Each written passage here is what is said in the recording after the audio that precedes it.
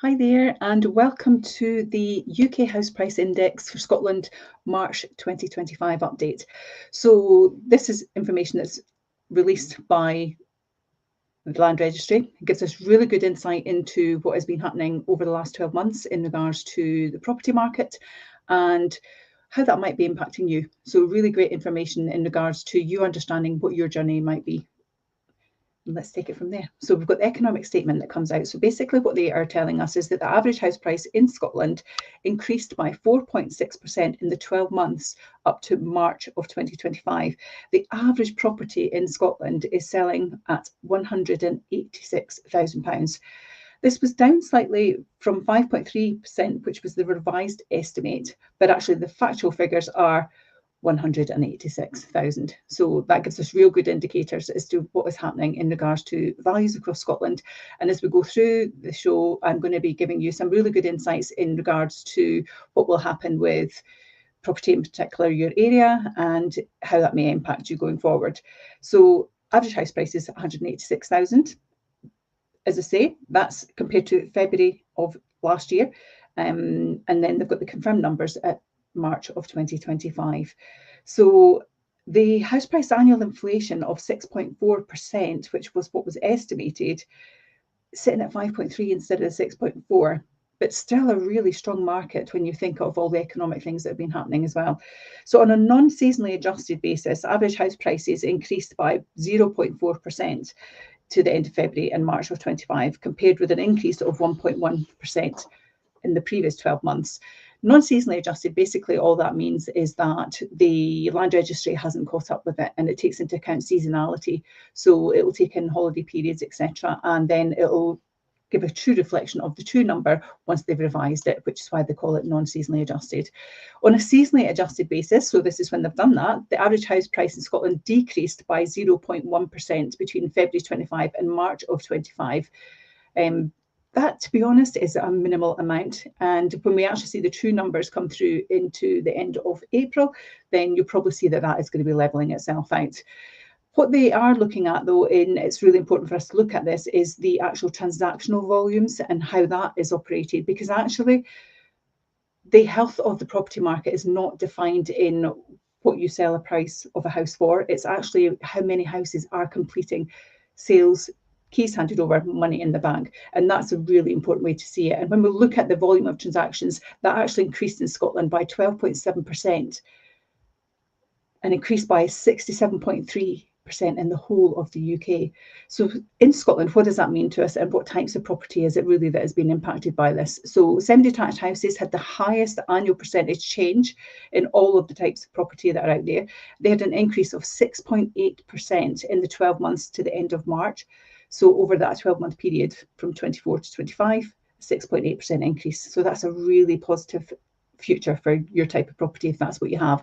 And they're telling us now that the average property in Scotland on that increase is now sitting at £211,000, compared to Scotland as a whole. On the average price of properties are sitting at 186. So certainly the semi-detached property is still very popular, always has been, because you get such a lot of home, don't you?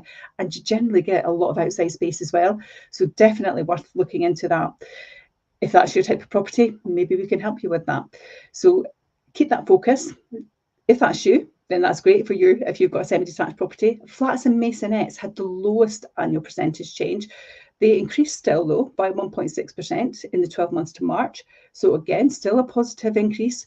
The average price of a flat and maisonette is 131,000. So actually, when you look at the average Scotland price at 186,000 is an average property price, actually 131 if you're in a flat or maisonette, that's a really strong position for you to be in.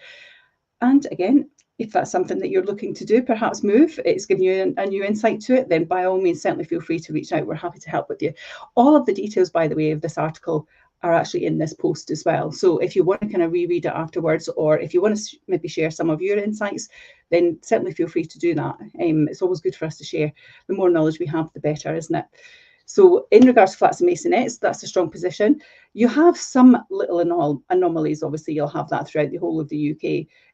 So what they tend to exclude is places like the Shetland Islands, for instance, where transactions low in regards to what we see across the whole of Scotland. But then we have also some areas like East Renfrewshire where average house prices have increased by 10.6% in the 12 months. And the average property in East Renfrewshire is 296,000. So actually that's nearly a whopping £120,000 more than the average over Scotland as a whole. But the lowest annual change was in the city of Aberdeen, which is quite surprising because Aberdeen City historically has always been thriving. But in the last 2 or 3 years since we've been doing these reports, we've definitely seen a bit of a decline there. The average house price decreased actually in that location by 3.9% in the 12 months. So the average property in Aberdeen City is now sitting at £134,000. Obviously, these are just highlighters. They're not defined. We can't then just say in this 1 month it defines the whole picture of the housing market, but actually it does give you a really good insight as to what may or may not be happening in your location. And we're going to look at some statistics further in that. So just to give you the headlines on that again then. So for March 2025, the average price of a property in Scotland was 186,000. The annual price change of a property is 4.6%. The monthly price change, so from February into March, 0.4%, so still increasing. And the index figure from January of 24 until March of 25 is 106.2%. So that is the increase that we've seen in the property value as well. So really strong picture when we actually look at the headline stats there. But if we look into other locations, so if we look at, say, East Ayrshire, 127,583 is the current average value of a property. So that's gone up by 5.1%. It was 121,000. If we then look at East Lothian, 287,318, we mentioned that earlier on, versus 275,685. So they've increased by 4.2%. East Renfrewshire, as I mentioned earlier, 10.6% increase. But actually, if we jump to Fife as well, Fife is really performing well. So the average price of a property in Fife at the end of March of 25 was 169,715.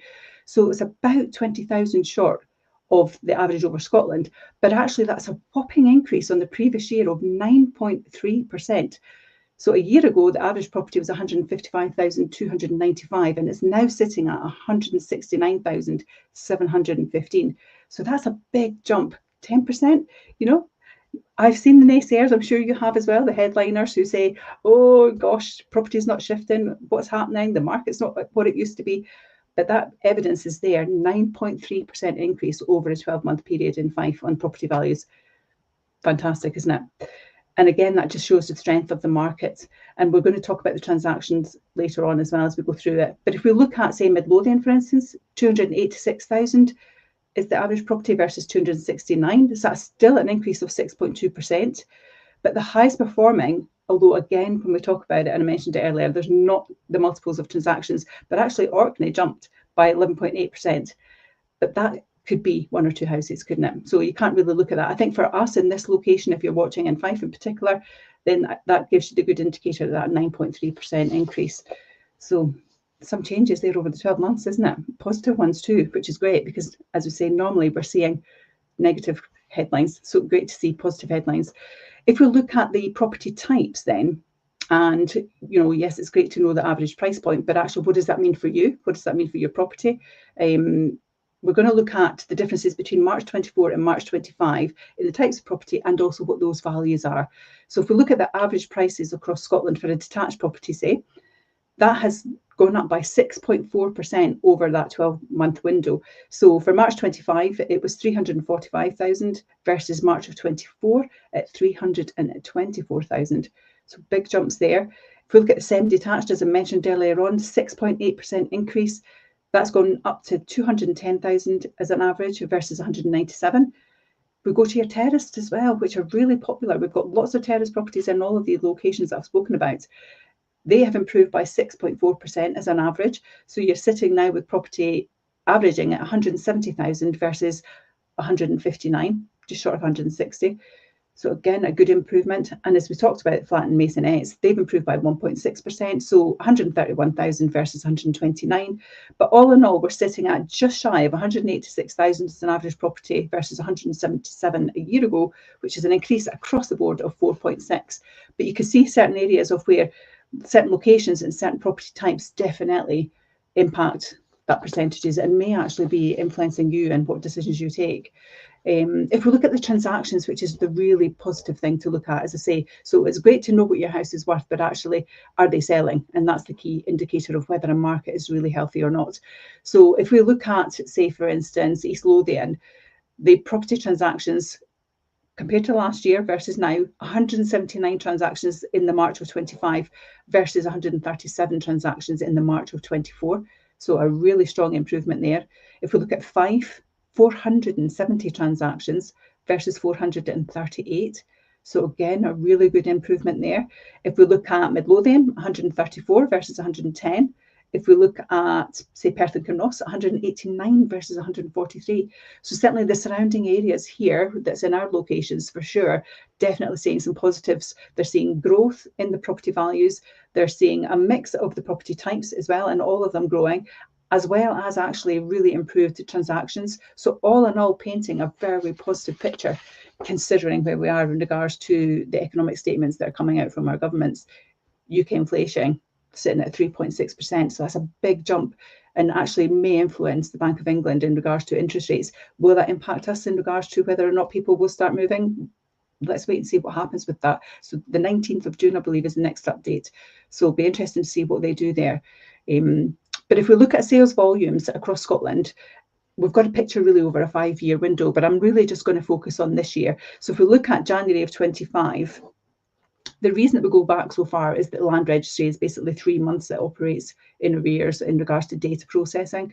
So January 2025, the volumes of sales were 6,813 versus January 24, 6,139, January 23, 5,920, January 22, 7,340, and January 21, 7,662. You can see there that actually we're starting to recoup some of that activity. Obviously, we're in the COVID world and it went a wee bit crazy, didn't it, in the 21, 22. And we've got that stability now, and we're kind of coming back out the other side of that, a more normal picture in regards to what the market is doing. But again, a healthy market in regards to sales volumes.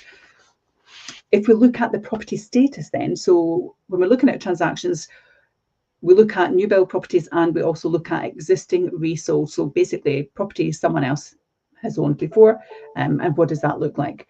So new build, existing resold properties, it's really interesting to get an understanding of what those averages sit at. When we think that the average house value in Scotland is 186, the average price in January of 25 of a new build property was 335,000. 335,000. That's a massive jump, isn't it? When you compare that to existing pre-sold properties, 174,028.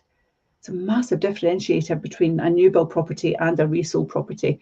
So it skews the averages, as you would imagine, but that's a big difference in regards to statistics, isn't it? So the annual change of a new build property has actually increased in value by 17.3% in a 12-month window. So more expensive to build. We're talking about areas in Fife, for St Andrews, for instance, where there's lots of new builds, and they're skew-whiffing the numbers in Fife so far. But new build properties do make a big impact in regards to what it looks like on the averages. But yeah, 335 for a new build versus 174. That's a dramatic double. It's crazy, isn't it? So you have to beg the question, are there affordable homes out there? Because new build properties are expensive to build because of all the regulations that the building firms have to comply with. So it'll be interesting to see how that starts to develop over the next 12 months. But an increase of 17.3% in a 12-month window, it's a huge increase, isn't it? On that note, actually, it's really interesting to try and identify as well who your buyers are. So what is your buyer status? You know, long gone are the days. I remember 2 years ago, you know, the amount of cash buyers that were out there and the amount of monies that they were spending on properties versus what we're seeing today, real big difference. And also first-time buyers, are they improving? Yes, we're definitely seeing that. And former owner occupiers, so are they moving? They're downsizing, upsizing, their family changing.